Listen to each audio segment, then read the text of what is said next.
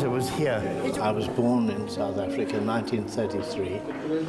And for a young white boy, I had a pretty normal school to matric. University, became a civil engineer. But I grew up in a home of two people who were communists, my parents, and learnt that I have to respect people. Race was not important in our home.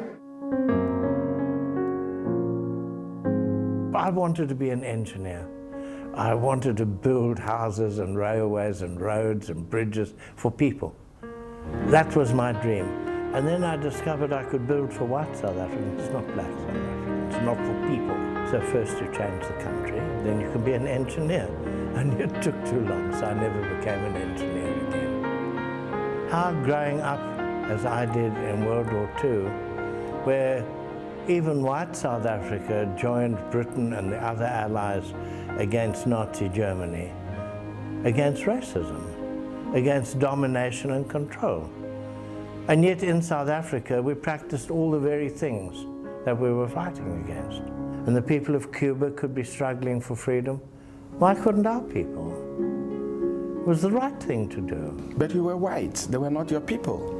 Yes, they were my people. All people are my people. This is what I'm trying to tell you. It's about justice. It's about equality. It's about respect for human dignity and life.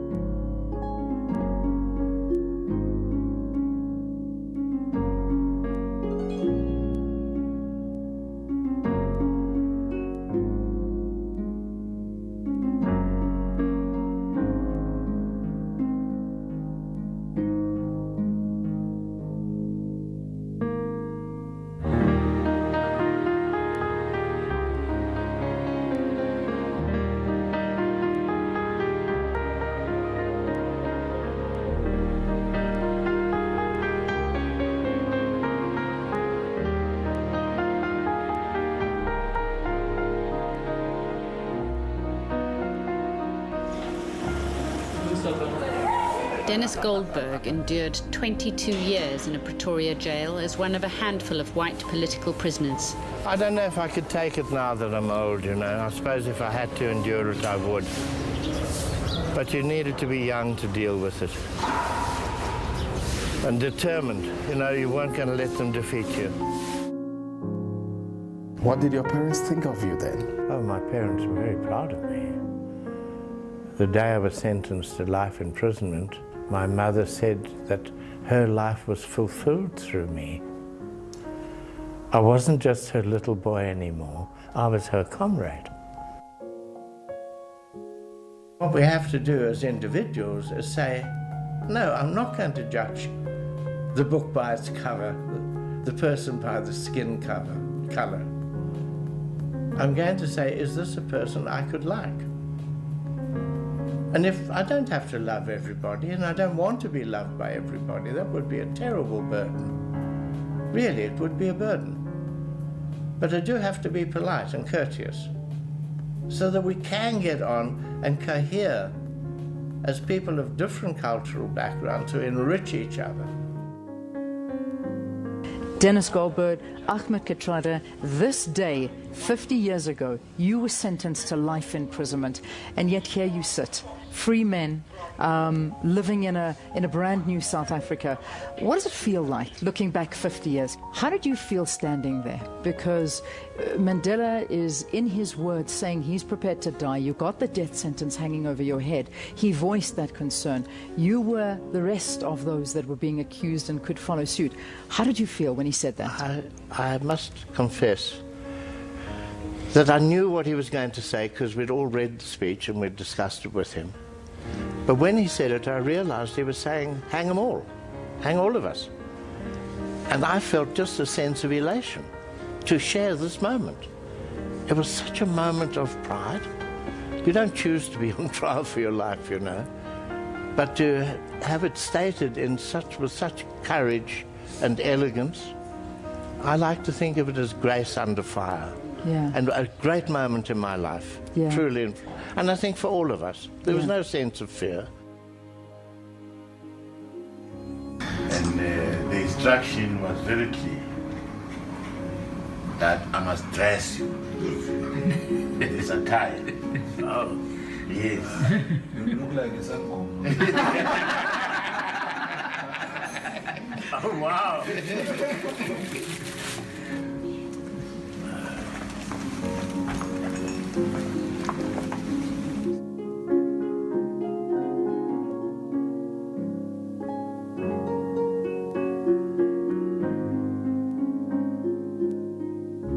Struggle stalwart Denis Goldberg has been honoured with a musical tribute in Cape Town. His Legacy Foundation is raising funds for a youth arts and culture facility for the less fortunate youth in Hout Bay. And so my idea is, I've seen young people come out of school bubbling over with excitement. They get a sandwich, they get a cup of soup in the winter, and they make music. And they make it together.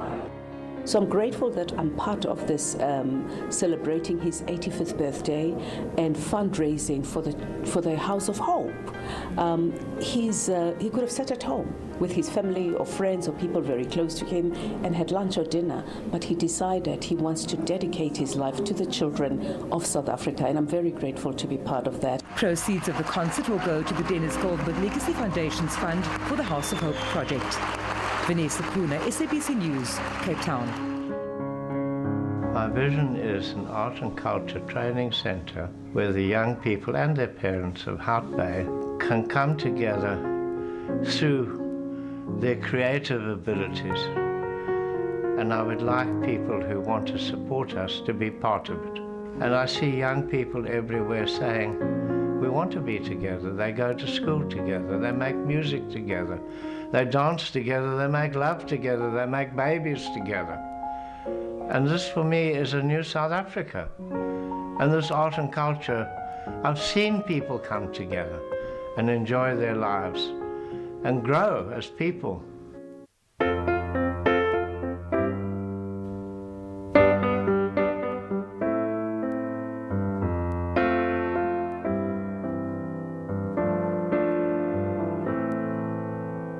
Pardon me, please. Pardon me, please. Hold my hand, be my friend, don't close that door. Pardon me, please.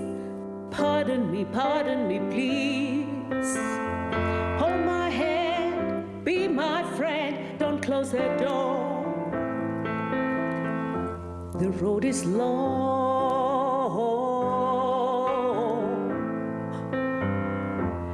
yearning for peace and unity. The nights are long, the days are short. How can we go on like this? Mothers fighting, fathers crying, children dying in the sea. This road is long, trying to find the way. I ask myself, I ask the world, why there is so much hate? Show me some kindness, open your heart, give me a chance to live. Pardon me, please. Pardon me, please. Hold my hand, be my friend, don't close that door. Pardon me, please. Pardon me, please.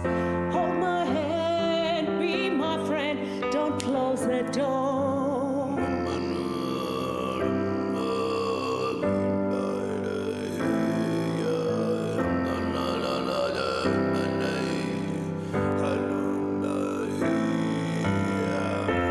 I hope someday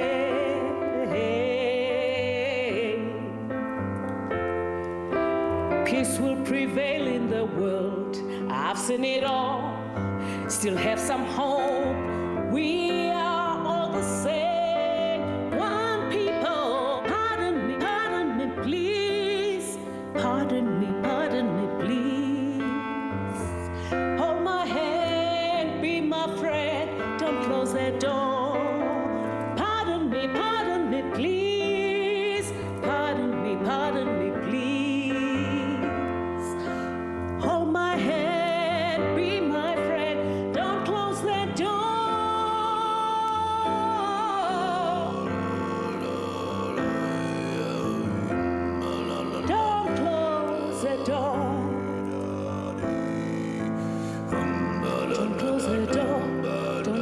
the door. Don't close the door. Go see Sigelela Tina lusapho lwayo.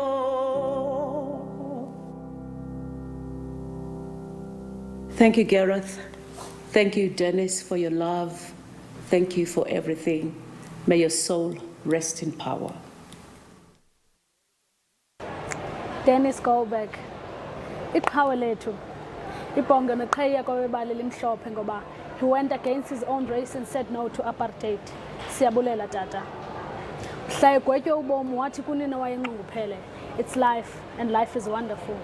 Indoda enothando, enoxolo nomonde, idela kufa ngokwalo ngubana wena ukufulathela ibala lakhe. Itsho noMandela uqoba kazange kodwa wena wenje njalo. Thina singumzontsundu sisole imilomo eliwaka yokubulela Denis. Wedini, wancama usapho lwakho ulincamela thina. You said people matter sithi ke abo ngoba wawuhleli no Walter, oSisulu, oMandela ndibala ntoni na. You were the only white man, Denis. Minyaka emininzi yobomi bakho uzinikezele ekubeni usiphathele inkululeko singabantu abamnyama. Kuthiwa isisila senkukhu sibonakala mhla ligquthayo noxa bekushilo xa bakho awukhange usilahle because in everything you do you always accommodate a black person.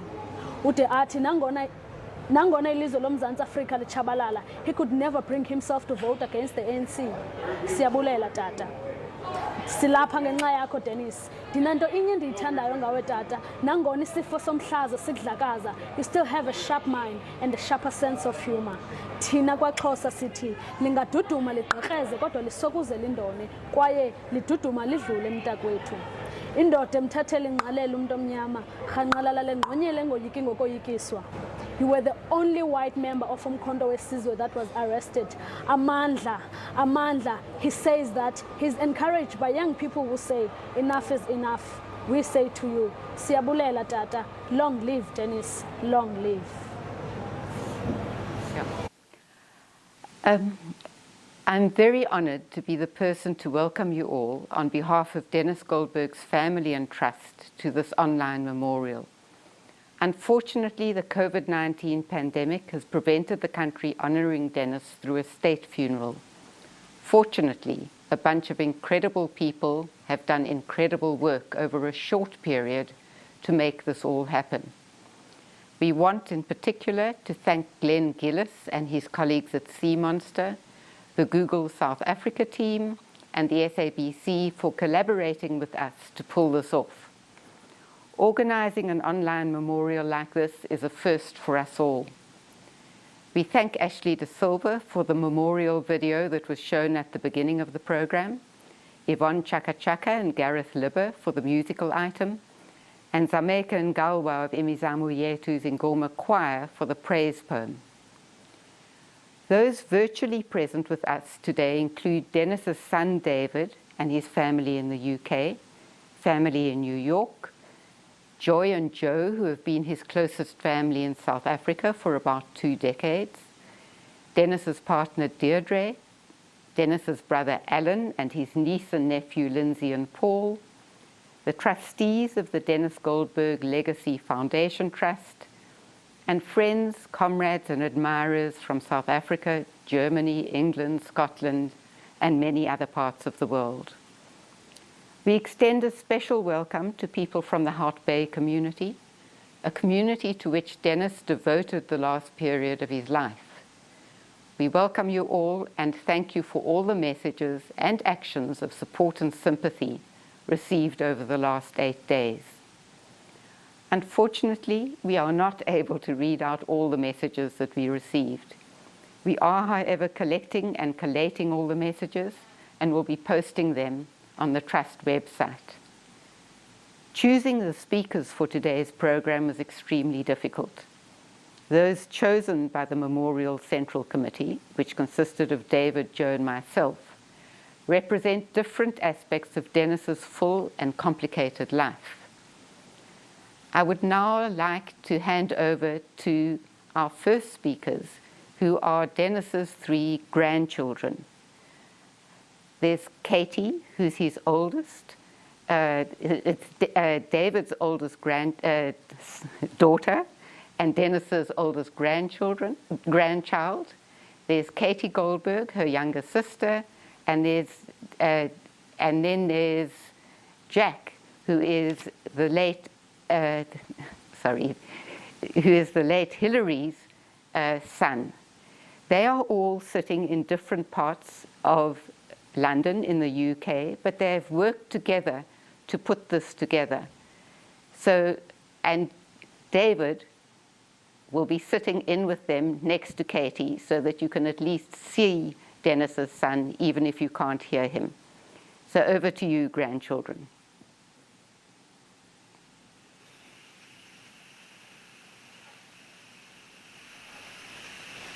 Jane, you can speak first. Jane, speak.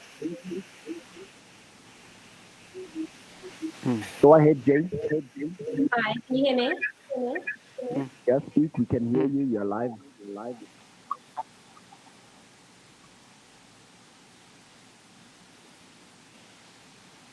Jane, you can talk. You are live. Okay. When most young kids hear stories about their grandparents, they can't imagine them being young or voracious or mischievous. But it's the total opposite with Grandpa. Every crazy story he told you, you could absolutely picture without doubt, because he was always so fiery and so quick-witted. And the way he spoke was with the same passion and determination as you could imagine him having his whole life. When he got sick, it came as a huge shock to us all. He was indestructible, but his illness was just another hurdle to him, and he never stopped fighting and planning and fundraising. When he was told he had a matter of months to live, he wanted to get to work because time was running out. That was Grandpa. As his family, it's important for us to tell you about the side of him that wasn't in the news, how he was as a grandpa to us, the way he always joked with us, the way he encouraged us to work hard, the way he always wanted to play another round of cards with our dad, and the way he spoke of our Bobba and Jack's mum, Hilly, and how he always listened to our opinions and debated with us. No one got off lightly, as I'm sure you can imagine. Being so far away meant that our relationship was mainly by phone or email, or sharing a funny picture in our family WhatsApp group. He went through phases of favouring different emojis, and for a long time, the cool guy with sunglasses was his response to everything, which always made us laugh. He was the ultimate cool guy, after all. Despite living at opposite ends of the globe, we have so many lovely memories of our time spent together with Grandpa. As younger children, when he lived in the UK, he was simply our grandpa. He'd cuddle and kiss us and let us all climb on his back at once. He came to our schools and told stories to our classmates about his time in prison, what he stood for, and the confiscated warm bread roll that motivated him to always eat the best thing on his plate first. In later years, we'd visit him as often as we could in Cape Town, going out for lots of meals together, talking about our lives and listening to his stories. We used to watch a video together called Coming Home about his release and return to the UK.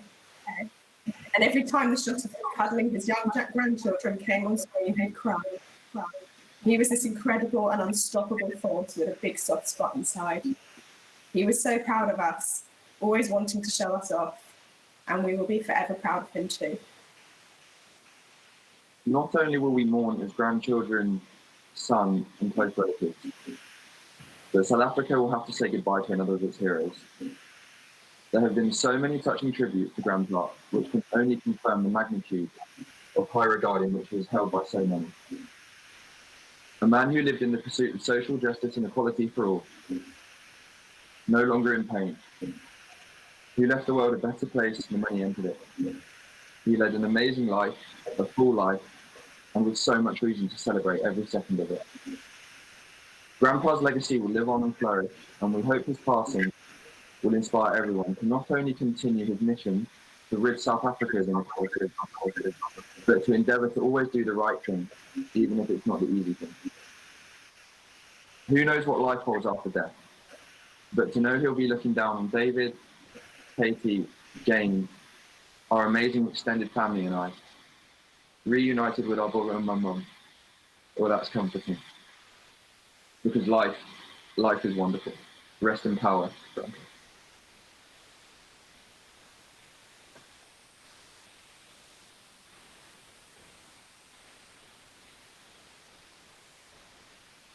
Yeah. Okay, I would now like to hand over to President Cyril Ramaphosa. He needs no introduction.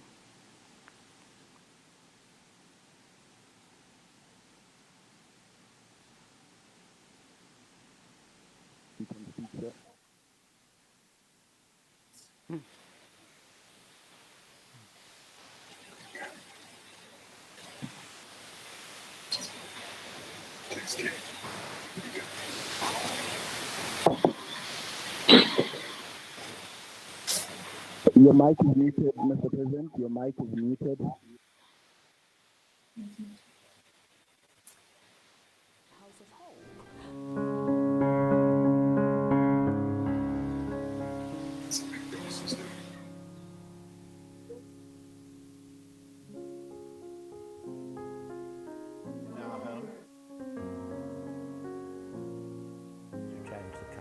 Then you could be an engineer, and it took too long, so I never became an engineer again. How growing up, as I did in World War II, where even white South Africa, this is what I'm trying to tell you, it's about justice. What we have to do as individuals is say, no, I'm not going to. What did your parents think of you then?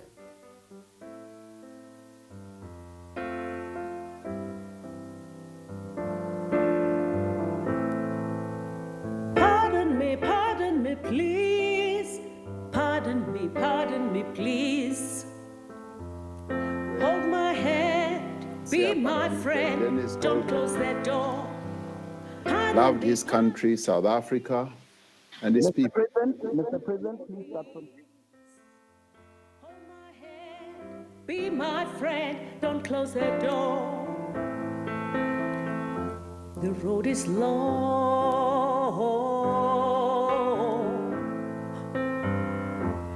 Yearning for peace and unity. The nights are long, the days are short. How can we go on like this? Mothers fighting, fathers crying, children dying in the sea.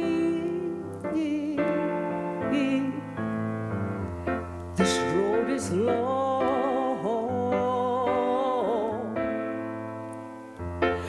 Trying to find the way.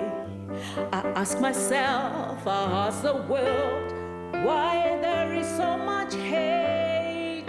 Show me some kindness, open your heart, give me a chance to live. Pardon me, please. Pardon me, please. Hold my hand, be my friend, don't close that door. Pardon me, please. Pardon me, please. Hold my hand, be my friend, don't close that door.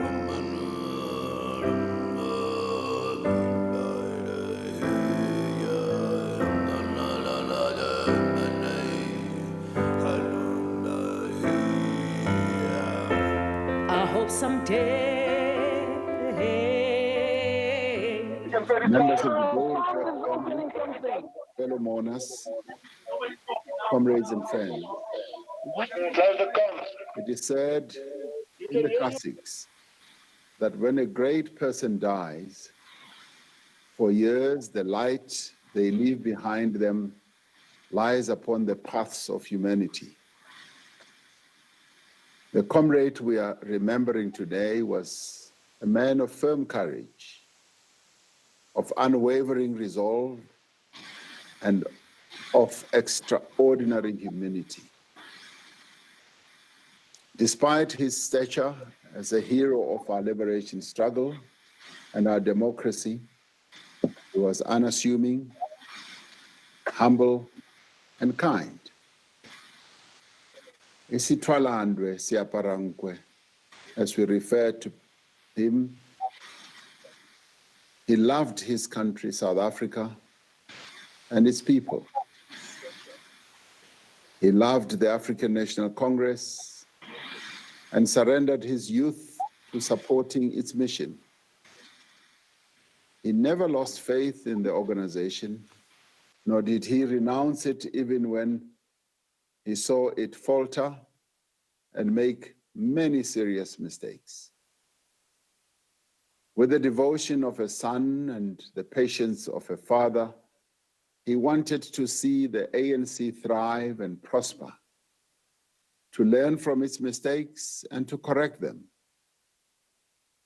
Even when it seemed that the organization was being torn apart, his unerring optimism that things will get better never failed him.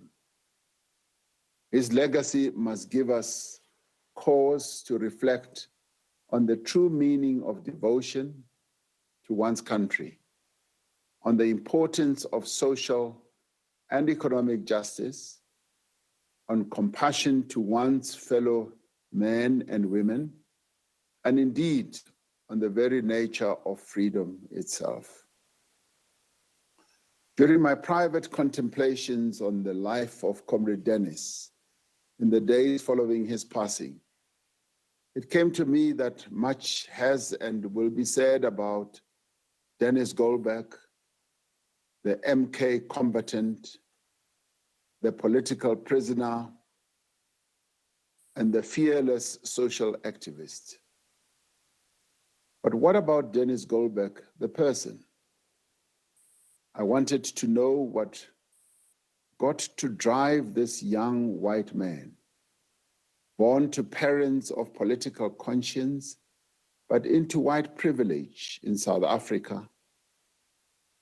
What drove him to surrender first his youth and then his entire life to the cause of the oppressed majority in South Africa? What was it that propelled him along the difficult and often solitary and dangerous path of social justice, even once democracy came? I came across an engagement he had at Oxford University 5 years ago, where he recounts a train journey with a Palestinian academic and activist he had just met.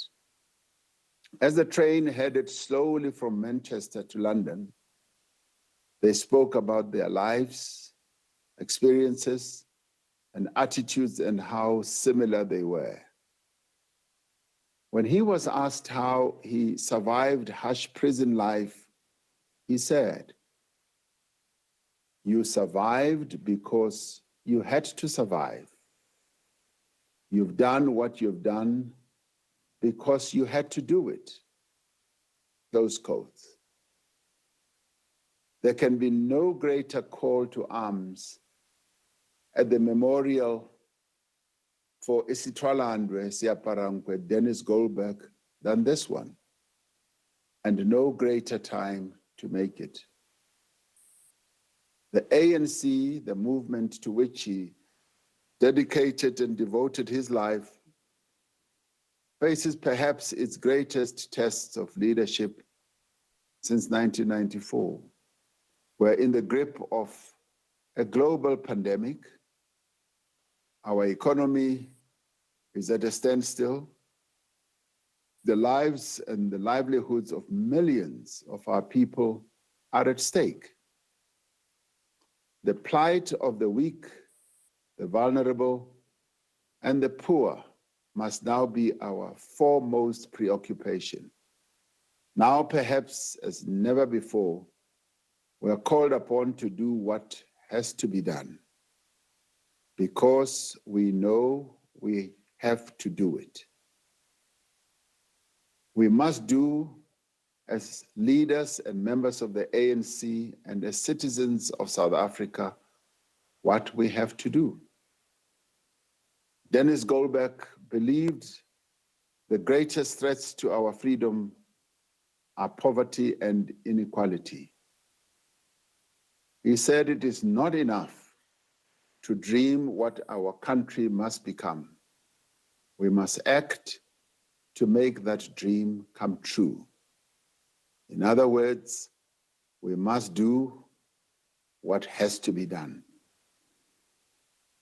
He was a man and a leader of unquestionable integrity, reminding us that leadership is a weighty responsibility. At a time when our people, the entire African continent, and indeed the world looks to its leaders for reassurance, we must indeed do what has to be done with the utmost integrity and moral conscience. The hardships we currently face are significant and will exact a heavy toll on our people and on our country. We will have to rebuild our shattered society, transform our economy, and restore our collective fortunes as a people. Our people will rely on their ANC to lead them through this time of great peril. We must build consensus, forge compacts, and unite in action. We must listen to our people and to their true servants. It is the ANC who speaks for the poor, the weak, and the oppressed. It is Denis Goldberg's ANC whose progressive and pro-poor policies have transformed South Africa from a society founded on racial exclusion, which he fought against, to a democracy founded on the human rights for all, which he supported fiercely. Now is the time for Denis Goldberg's ANC to remain united, to reassert its commitment to its mission, and to continue to renew itself. So when we speak of Denis Goldberg, let us not relegate him to a long, long lost past. He is present with us. Let us speak of him as one of a distinguished and unbroken line of committed and principled cadres and leaders of the African National Congress, a line that endures to this day. Let the ANC of Denis Goldberg, Nelson Mandela, Albertina Sisulu, Lillian Ngoyi, Walter Sisulu live, and it should lead as well. On behalf of the leadership and the membership of the African National Congress, I salute this great South African, and I thank him for the extraordinary service to his people and to the country. For years and generations to come, the Denis Goldberg story will continue to be told, and it will continue to inspire all those who hear it to act to make the South Africa dream come true. We want to thank Denis Goldberg's family for the sacrifice that they too made to make the South Africa that we live in to come true. They suffered immensely as well. And we pay tribute to them, and we thank them for having surrendered Denis Goldberg to the passion of his life, the struggle for freedom for the people of South Africa. Farewell, Istwalandwe. Farewell, Siaparangwe. All that lives must die, passing through nature to eternity. I thank you.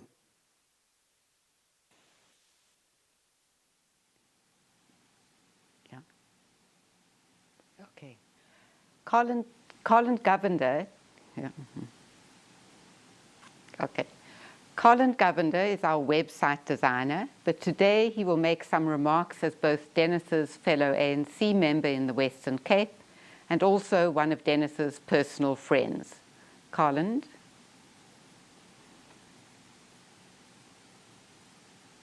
Good afternoon, Denis Goldberg family, Comrade President Cyril Ramaphosa, Comrade Elder Andrew Mlangeni, Comrade Elder Albie Sachs, friends, fellow South Africans, and people across the globe. It is a great privilege and honor to say a few words about Denis Goldberg on behalf of the ANC and as his friend. I have 4 minutes, but I must tell you that after the last time I spoke on a platform regarding Denis Goldberg, he said to me, Colin, I believe in constructive criticism. You cannot give people 5 minutes to speak at an ANC event. They will always speak more than 5 minutes. Anyhow, here goes. Denis contributed significantly to my political education, which was actually rather more of a consciousness raising than political education. Comrade President, there are many others in the ANC and the broader movement who are much more qualified to speak about Denis Goldberg than I am. How do I mention all the names of so many others that were instrumental in Denis's life and the struggle they all gave their lives for, without forgetting someone or not having the time to mention everyone's name? That is a very difficult task, especially when these men and women, Denis Goldberg's comrades, are towering giants of human rights. My name is Colin Govender, and spending time with Denis Goldberg gave me much insight. As a result of him sharing local and world history with me trying to debate him, of which I almost thought I won at times, only to learn that the purpose of debate does not only have to be about winning, but rather also about providing and sharing information that one might not have had. I also learned a lot from him when we both shared tearful experiences, jokes, and moments of complete seriousness.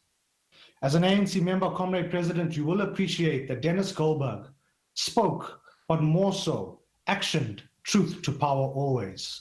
And for him, no topic was prohibited. He was also an engineer who could build bridges. But because of his fight for freedom for all, he built bridges of another kind. The type of bridges that stand the test of time. Unbreakable bridges for everyone. And powerfully inclusive bridges for all to cross any time they wish to. But is this not typical of the Goldberg family for generations, Comrade President? Certainly, the legacy of the Goldberg family's commitment to South Africa and humanity is etched into our planet's DNA. Denis Goldberg was a selfless, fearless, and highly principled human being.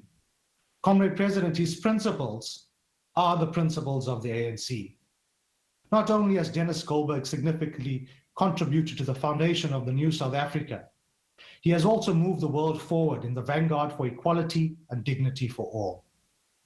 We express deep gratitude to Denis Goldberg for his unwavering contributions to the emancipation of South Africa and its people. I will now share a fairly recent quote from Denis Goldberg. Open quote, "There are still nearly half the people who have neither jobs nor land from which to make a living. And there's still the oppression that comes with such poverty." Close quote. With that said, I would like you all to now please do me a favor. I'm going to say something and then say Denis Goldberg's name. When I say Denis Goldberg's name, you join in saying his name with me. However, Google Meet will only broadcast one person's reply. So Debbie, if you could please assist. Humanist, freedom fighter, High Command Umkhonto we Sizwe, and Rivonia trialist, Denis Goldberg. Political prisoner for 22 years, professor and rugby player, Denis Goldberg. ANC Gabby Shapiro Branch Human Rights Legacy Award, Cross of the Order of Merit, Germany, and Isit Walandwe Siaparenkwa, Denis Goldberg. House of Hope, Denis House Goldberg. of Hope, and House of Hope, Denis Goldberg. Denis Goldberg is part of the best of humanity for all time. He is 48 years older than me, and he enjoyed the writings of Bertolt Brecht, which is still very relevant today. and to those of younger generations. I now close with a translation of one of Denis Goldberg's favorite poems by Brett, titled To Posterity, or to Those Who Come After. We who wanted to make a world where man would no longer be an oppressor to man, a world where man would be kind to man, did not ourselves have time for kindness. But you who come after, when you think about us, think about of us with forbearance. Viva Denis Goldberg, viva! Yeah, yes, but you must move on. Oh, no, it's fine, it's fine. Okay, it's fine. Yeah, on. Yeah. In this last period, Denis used to say that his illness negatively affected all parts of his body, except that there was one part that was not affected, and that was his voice. So I will now ask our techies to play a short video in which Denis himself talked about his commitment to his beliefs and how they affected him and those close to him.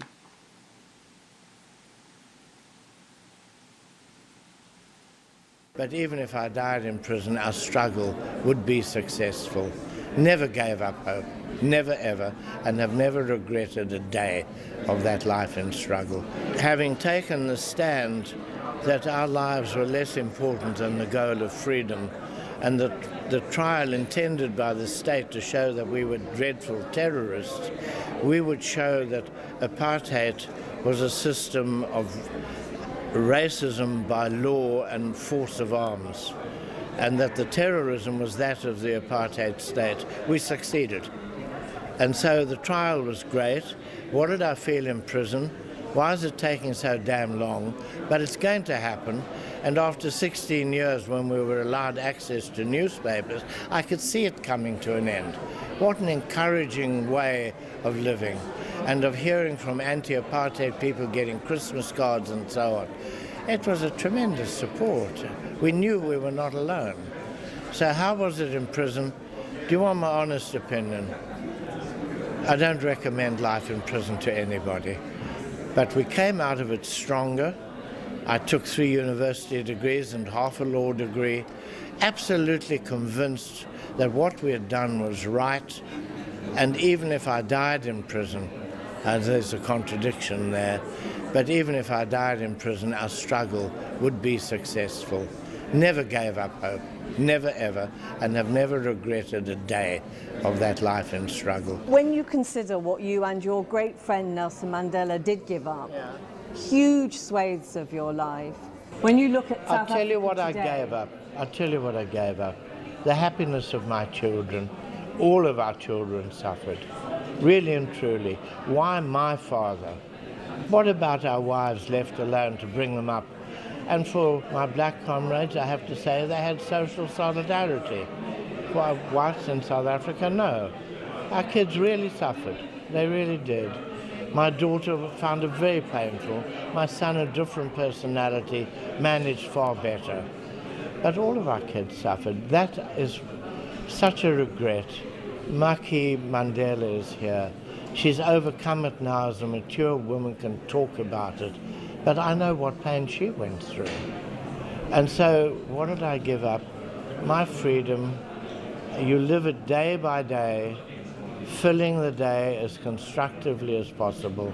And I came out of prison a much stronger person.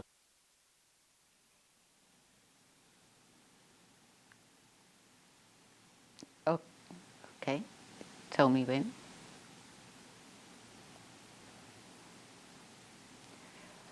Denis Goldberg was often referred to as a legend.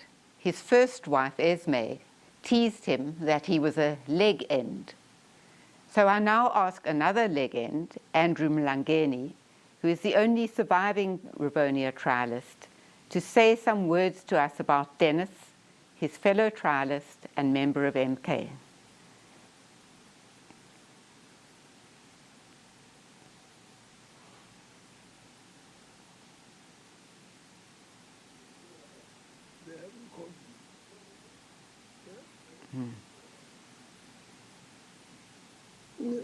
Good afternoon, everybody. Good afternoon, Mr. President. family of Denis Goldberg, his friends and everybody.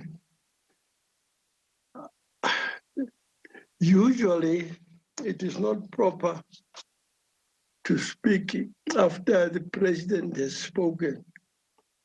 But I suppose on days such as this one, where we have come together to pay tribute to a lost comrade, it is permitted to speak even after the president has spoken. I want to repeat what I said to the other day when I spoke about Comrade Denis Goldberg. Excuse me. That Denis Goldberg was and is a white man, white person. Denis Goldberg, as a white person, enjoyed all the privileges, the rights, and everything that the white men enjoyed in South Africa. I will always repeat that because I think it is the truth. But Comrade Denis felt he could not enjoy all those so-called nice things that are being enjoyed by white men in South Africa.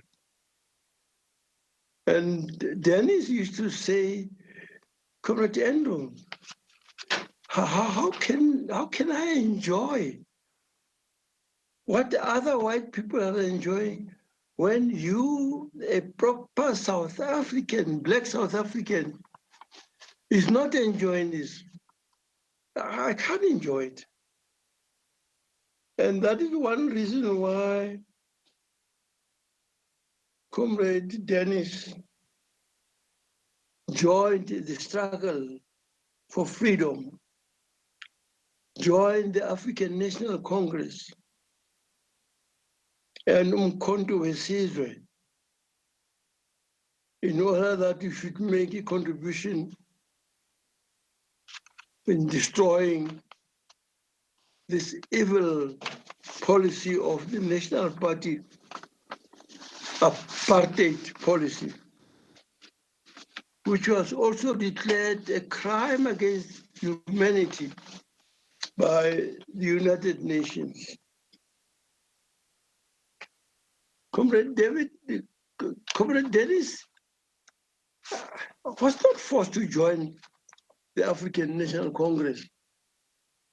He was not forced to join Umkhonto weSizwe. But his conscience forced him to do that. He was forced by his conscience. He says, I can't enjoy these things when my fellow black comrades in South Africa are denied these rights. He couldn't. I think we have to congratulate Comrade Denis for that great sacrifice that he has made in order to help South Africa to be where it is today, under proper and very good leadership of Comrade Denis Goldberg, Cyril Ramaphosa. Denis has sacrificed comrades for us to be where we are today. We want to thank his family for giving us Denis. I know I met his mother during the case when we were facing death sentences in the Rivonia trial. Met his mother, very old lady, very strong lady, strong woman. And I think Denis took after her mother, his mother, very strong woman. Comrade Denis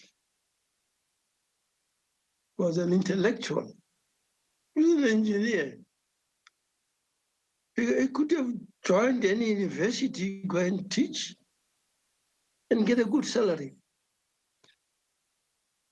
But if I say all those things, he said, no, I'm going to join the African National Congress and to destroy this policy. He was not fighting against the black man. He was not fighting against the white man. No. We were fighting against the policy of apartheid, comrades.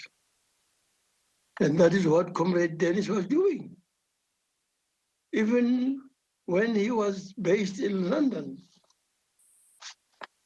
Comrade Denis continued to do the work of the African National Congress and that of Mkhonto Wesizwe, MK. Not only here at home, but even, as I said, overseas where he was living. Comrade Denis sacrificed his family, sacrificed his life, his entire youth in order to do the work of the African National Congress. We thank him for that.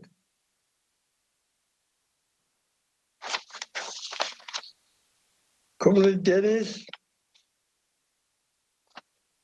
as I said earlier, he was not forced to join the struggle for freedom. He was not forced by anybody. His conscience forced him. He was a Democrat. Comrade Denis believed that the views of the majority must prevail. After our sentence in the Rivonia trial, our lawyers came down to Robben Island to come and consult us on the issue of, what do you call it again? Issue of appeal. We, as usual, the policy of apartheid had separated us. Comrade Denis was somewhere in Pretoria prison, and we, the black prisoners, were on Robben Island. So the lawyers came down to Robben Island and questioned us on whether we would like to appeal. We said, no, we are not going to appeal. If you appeal, anything can happen. We were, of course, prepared even for the death penalty, as much as Goldberg was himself prepared. All of us were prepared for it. And Comrade Denis, when the lawyers saw him, and the reason why I say he's a Democrat, is that he said, I cannot take a decision alone whether we should appeal the case or not. But I'll accept what the comrades on Robben Island agree upon. If they say no appeal, let it be so. We are not going to appeal. And indeed, we decided not to appeal. Comrade Denis supported that fully.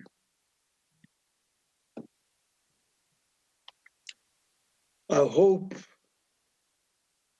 his soul will rest in peace. And I'm sure the comrades are waiting for him.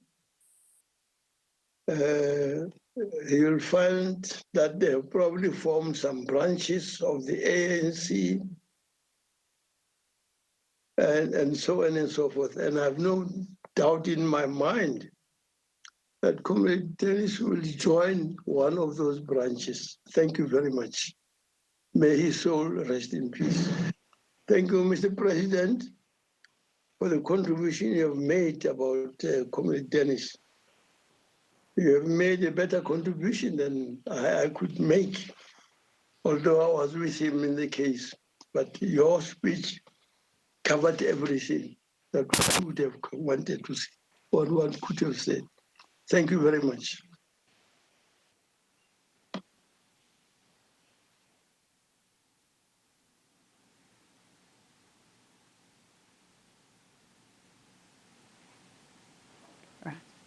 Our next speaker, Albie Sachs, knew Denis from their childhood days. The two remained friends and comrades throughout, and we are proud to have Albie as the patron of the Denis Goldberg Legacy Foundation Trust. So over to you, Albie. Must I speak?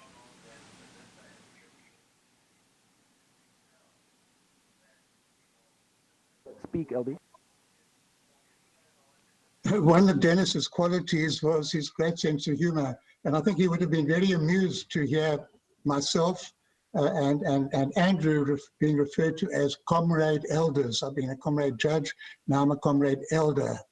And I'm going to speak about three things: courage, sacrifice, and continuity in the life of Denis Goldberg. He was the bravest of us all by far. 1960s, everything underground, fight back, and Denis disappears. We don't ask questions, he vanishes. Now, we were talkers, we were all talkers, but none of us went deep into the underground. We carried on with our work, functioning as well as we could. Denis gave himself up completely to the struggle for freedom, liberation in South Africa. And he was working in one of the most difficult areas, providing the ordnance, it was called, weapons for the armed struggle. And his courage didn't desert him even after he'd been captured. There was a moment when Esme, his wife, the Boba who's been referred to, brilliant, wonderful, warm-hearted physiotherapist, was totally distraught because she'd been to the police to fetch Denis's laundry, and she found his lumber jacket, and it had 2 holes in it. It was partly torn, it had blood on it, and she thought he was dead. And she used what weapons she had. Her weapons were her tears. She went to the police commandant, and she cried and cried and cried, and this man who could torture men to death didn't know how to deal with the tears of a woman. And he said, "Okay, I'll let you see him." And she saw Denis. And what had happened was, after being imprisoned, Denis had tried to escape, and he had escaped. Using his engineering knowledge, he found a way of, when the key was locked, he put something in there, the lock didn't lock. He got out, he got over the wall, and he had to put on a lumber jacket with 2 holes in for his eyes to put his head through the barbed wire. And that was when the blood came on. And he got out into the street and he escaped.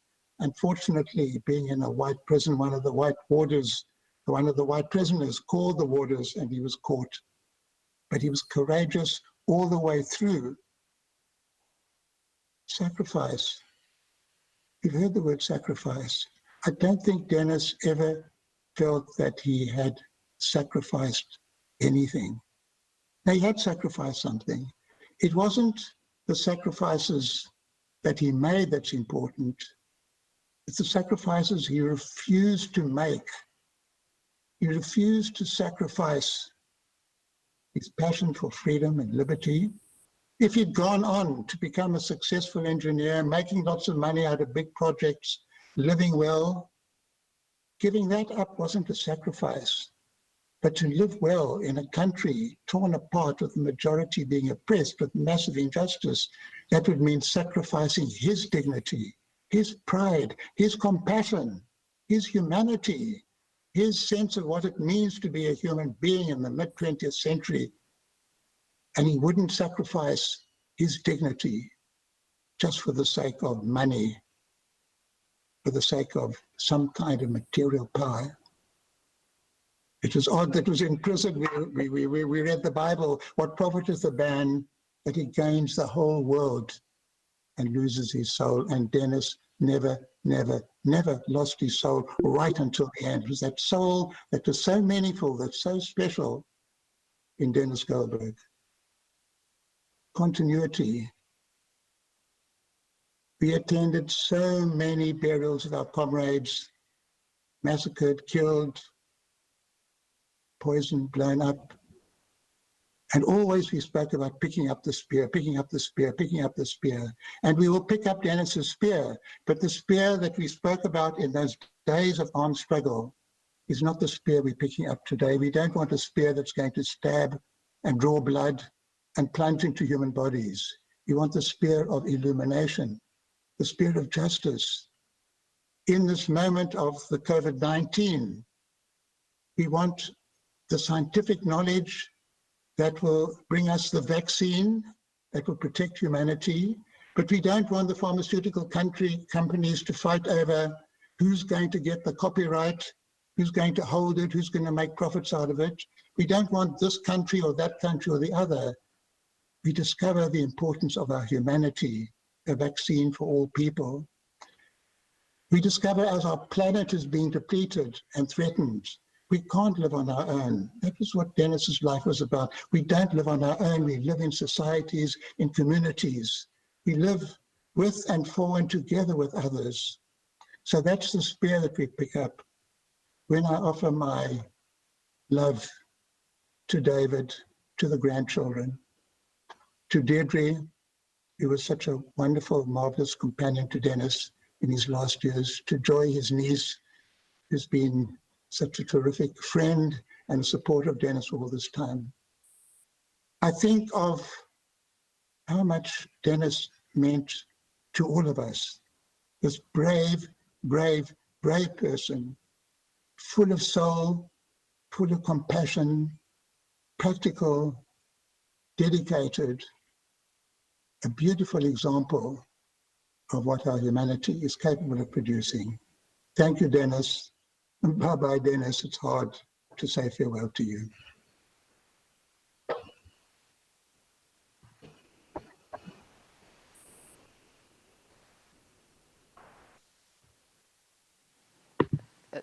The next two speakers are speaking to us from beyond South Africa. The first is South African Guy Burger, who was imprisoned in Pretoria Central for 5 years alongside Denis. Guy now lives and speaks today from Paris, and where he is UNESCO's Director for Freedom of Expression and Media Development. Guy.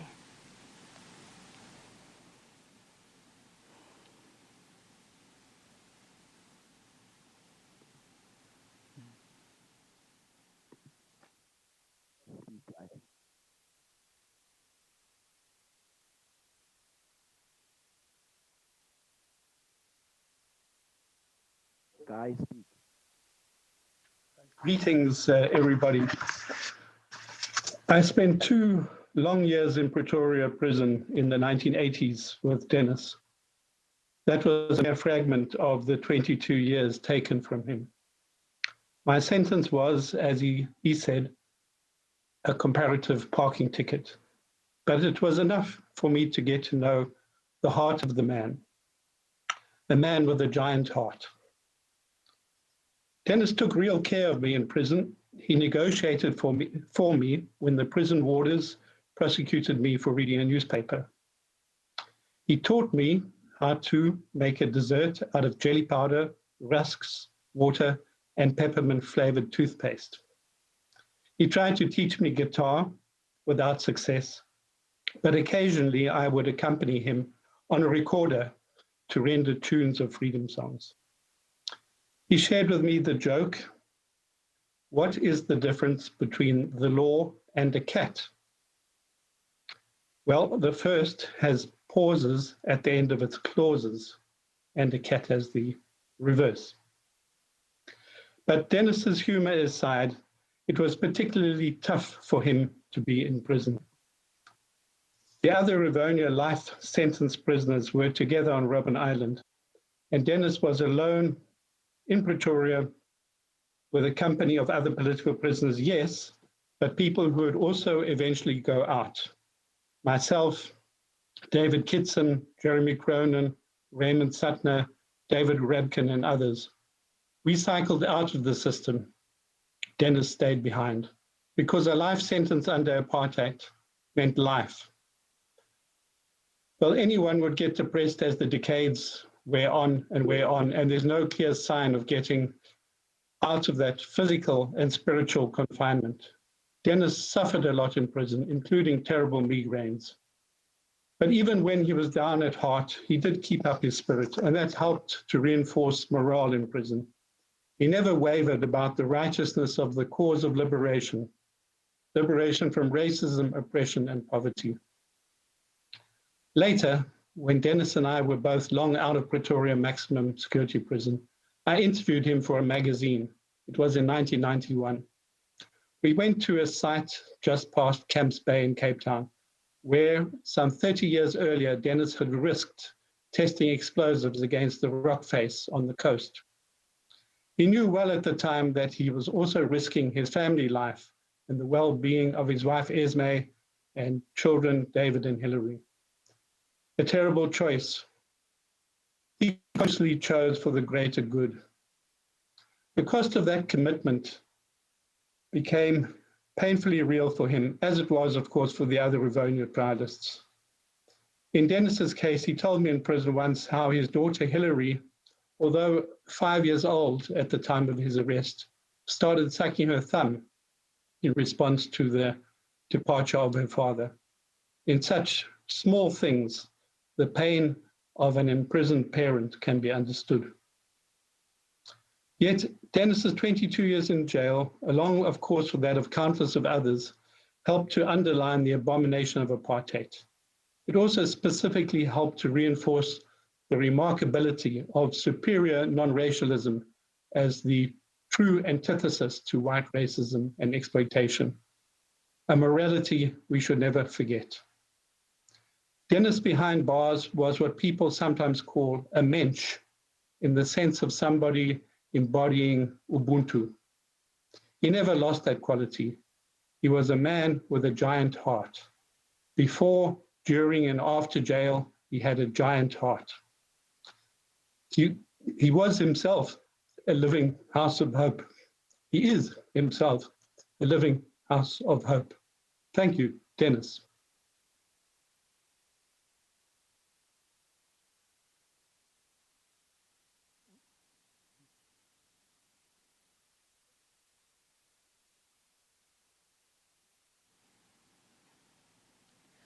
Okay, our final speaker is in Germany. Tina German was an active member of the anti-apartheid movement for many years before she met Denis. Once they'd met, they started working together in the 1990s when she was the lead person in the organization Exile Cultural Coordination. A close friendship grew out of that collaboration. Tina, over to you. Thank you. Dear Mr. President, dear David, and dear family Goldberg, since Denis's work in South Africa is being recognized today so extensively, I would like to take this opportunity to honor his role as the international ambassador for peace and reconciliation.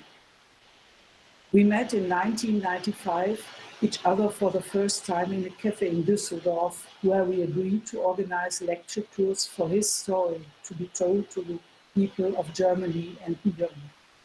This is where his impressive career began as an ambassador and bridge builder between South Africa and Germany, with additional fringe trips to many countries around the world. The result being that he tirelessly spent the last 25 years of his life bringing the unique history of his people closer to the international community. The lesson from his story and the unconditional commitment to the equal dignity of all people shaped Denis's attitude throughout his life. After his release from prison, he traveled to his exiled family in London. From the ANC headquarters there, he was sent around the world as a political ambassador.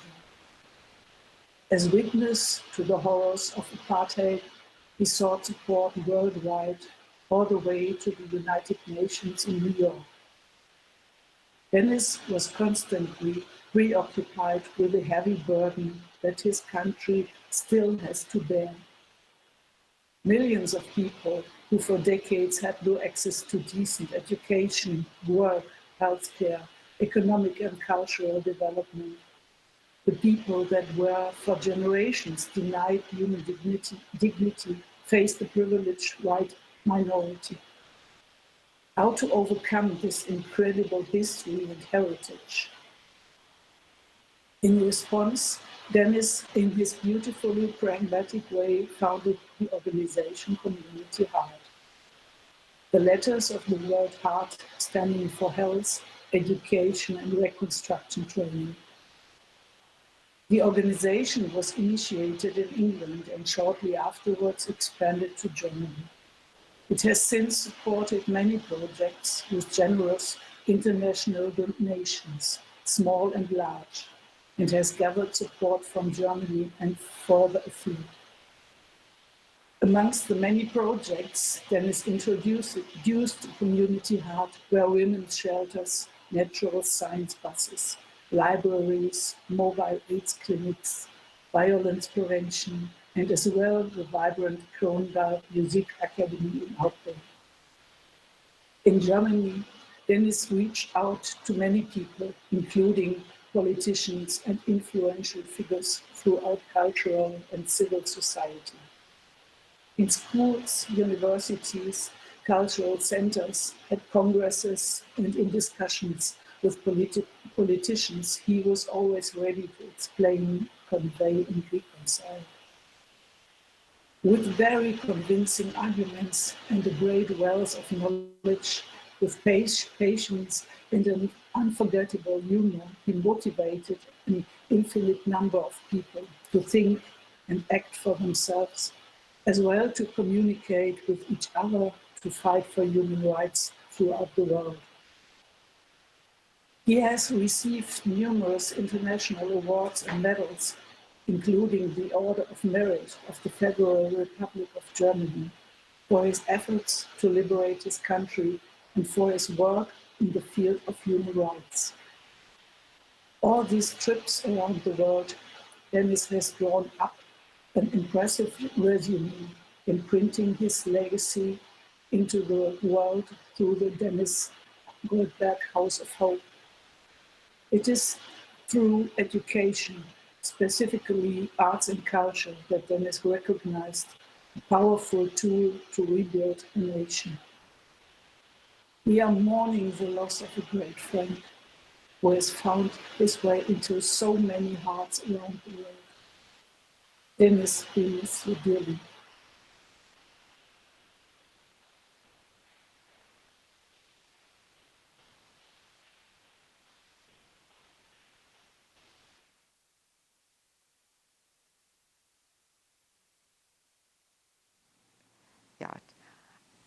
Denis's will states that he wanted 2 poems read at his funeral. Both poems are by Bertolt Brecht. Instead of having them on this memorial, we're posting them on our website. Please take the time to go and look on the website for two poems that express who Denis was and what he believes in. And then I'm the final speaker in this memorial. For those of you who've been wondering, my name is Debbie Budlander, and I run the Denis Goldberg Legacy Foundation Trust and the Denis Goldberg House of Hope. Anyone who has visited Denis's house will have seen the colorful house full of paintings and other art that he has collected over his life or over his post-prison life. In Denis's eyes, arts and culture is probably the most powerful vehicle for bringing people together. He founded the Denis Goldberg Legacy Foundation Trust to give momentum to that vehicle, especially for the children and youth across the different communities of Hout Bay. The Trust's core project is the Denis Goldberg House of Hope, an arts and culture education center that will be built on the grounds of the Hout Bay Museum.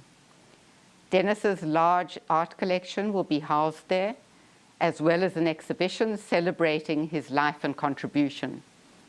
We will also make the venue available and use it ourselves to provide opportunities for the young people of Hout Bay to express themselves in all artistic disciplines. Denis lived long enough to see the Trust secure sufficient funding to complete phase 1 of construction of the House of Hope. We hope to start building once the lockdown has eased sufficiently. But Denis was impatient to get things done, and so we did not wait for our building to be there to organize holiday programs, hip-hop classes, outings, competitions, participation in the Cape Cultural Collective's Junior Rosa Choir, and a range of other activities under the Denis Goldberg House of Hope's banner. We thank all those who have partnered with us to do this. And now we remain committed to ensuring that Denis's dream is fully realized. We hope that many of you will support and accompany us on this mission after we say our sad farewells to Denis. When Denis was first diagnosed with stage 4 lung cancer, he commented that he was now in the airport departure lounge, but was hoping for a delay. Fortunately for all of us, his departure was delayed longer than expected. But now he is finally, to use his own term, shuffled off to Buffalo. As Denis would say further, I ask all potential supporters of Denis's dream of the House of Hope, have you brought your checkbook? Finally, we will have a short poem composed a few days ago by Jack, Denis's grandson, whom you heard earlier, and Jack will read it for us. After that, we will listen to the national anthem sung by Imizamo Yetu's Ingoma Choir, which Denis supported and enjoyed so much. But first, I want to thank you all, wherever you are, for being together with us to celebrate the wonderful life of Denis Goldberg. Thank you.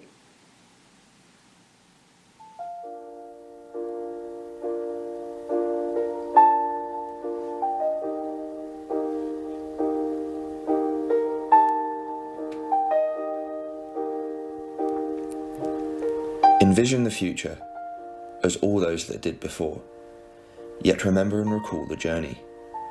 With the table towering over all below, arts and culture, Hout Bay is yearning. A house of warmth and with a welcoming nature, providing a haven for the free and in need. Let us continue upwards for all South Africans, a house of hope and humanity, indeed. Let freedom reign and diffuse across the veldt, the winter of life has called. As Denis pursued his unending ambitions, the spirit of Hout Bay shall not fall. The symbol of strength the sentinel is, protecting all that call the bay their home. Chapman's Peak winds its magic around to the south, connecting all how South Africa has grown. The Cape of Good Hope sings of her history and culture. The sun never has set on her beauty. A glorious human achievement freedom is, House of Hope out of the ashes of cruelty. Stunning South Africa is clearly imperfect. Mandela still whispers his cause.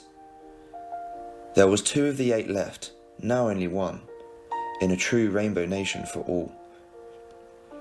I am not done yet, Denis had explained. Overcoming apartheid is ongoing. A legend, Invictus, now up there overlooking, his House of Hope, sat aloft, pain-free and glowing. I am the master of my fate, a wise man once said, art and culture can provide a home. I am the captain of my soul, he proclaimed to the world. The House of Hope, Denis's capstone.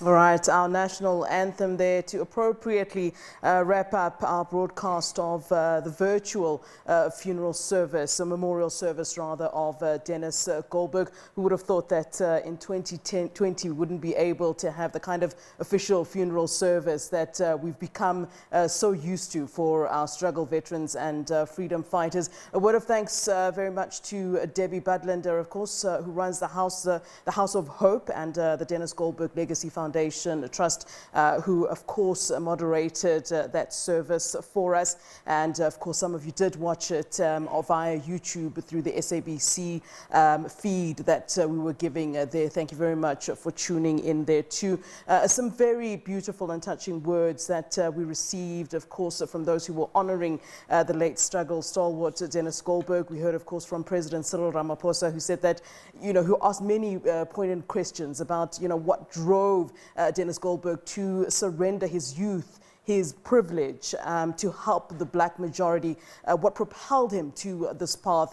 He said, he was speaking to Denis Goldberg once, and Denis Goldberg said to him, I survived because I had no choice but to survive. And then, of course, we heard from the only surviving member of the Rivonia trialists, of course, Andrew Mlangeni, who spoke some beautiful words about, their time together as well. He said, and also reiterating what the president had said about the fact that Denis enjoyed all the privileges of being white, but felt that he couldn't actually enjoy those privileges when other South Africans, the black majority South Africans, couldn't. And that's why he joined the struggle for freedom, joining Umkhonto weSizwe. He was not forced to join, but his conscience indeed forced him to join the struggle that denied basic rights to the rest of the South Africans. And of course, Andrew Mlangeni is saying we must congratulate him for the great sacrifice that he made, thanking his family for giving us as South Africans Denis Goldberg. Also mentioning that he actually met Denis Goldberg's mother as they were facing death when they were on that trial. Also mentioning he was an intellectual and that he could have really taken on any career and gone to any varsity and enjoyed his life and earned a lot of money, but instead choosing as a white South African at that time to rather join the ANC and fight the policy of apartheid. And then, of course, interestingly, we also heard from Albie Sachs, another famous white freedom fighter. And you'll remember that Albie Sachs also contributing so much to the struggle.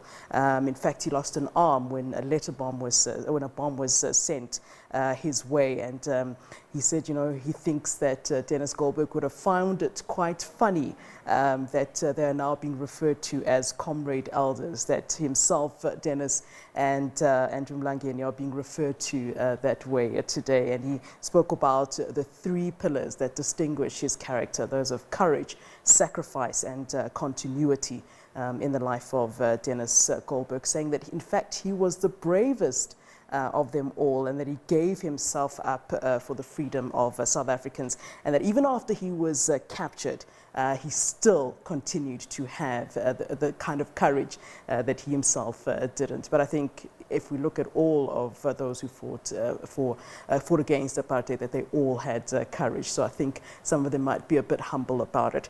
All right, let's take a short break, and after the break we continue. Just to let you know what we are discussing after the break, we will be chatting to the EFF about their contribution to the COVID-19 Solidarity Fund. They have contributed 6 million rand, and of course have provided proof that they've done so. So we will be chatting to the EFF, and then we'll also be having a conversation around the 19,000 criminals that will be released due to the COVID-19 pandemic, those who were due for parole or would be due for parole in the next 5 years. So that discussion, of course, is something that all South Africans would like to hear more about. So those are some of the issues that we will be discussing today on SA Today. Do stay with us.